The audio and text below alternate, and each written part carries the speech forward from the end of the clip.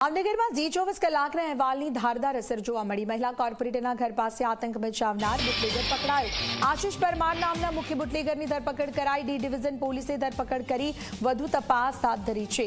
સેજલબેન ગોહિલને ધમકી આપનારો આવી ગયો સકંજામાં। મહત્વનું છે કે શહેરના કુંભારવાડા વિસ્તારમાં બુટલેગરો બેખૌફ બન્યા છે અને અવારનવાર સામાન્ય નાગરિક અને ભાજપના મહિલા કોર્પોરેટરને ધમકી આપી રહ્યા છે। આ મામલે મહિલા કોર્પોરેટરે બોર તળાવ પોલીસ સ્ટેશનમાં ફરિયાદ પણ કરી હતી।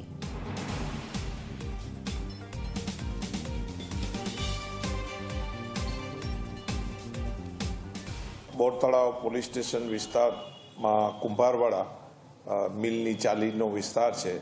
ત્યાં ફરિયાદી જે છે એના દ્વારા એક ફરિયાદ દાખલ કરેલી છે।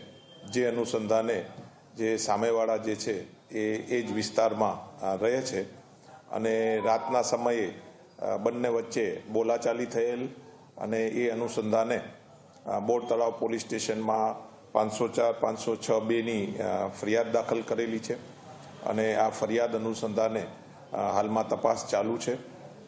આ કામે આરોપી જે છે તેના અટકાયતી પગલાં લીધેલ છે।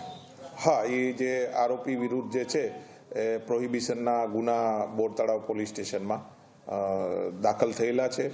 આરોપી વિરુદ્ધ અવારનવાર રેડ કરવામાં બી આવેલ છે। ભર શિયાળામાં આમ તો હાડતી જતી ઠંડી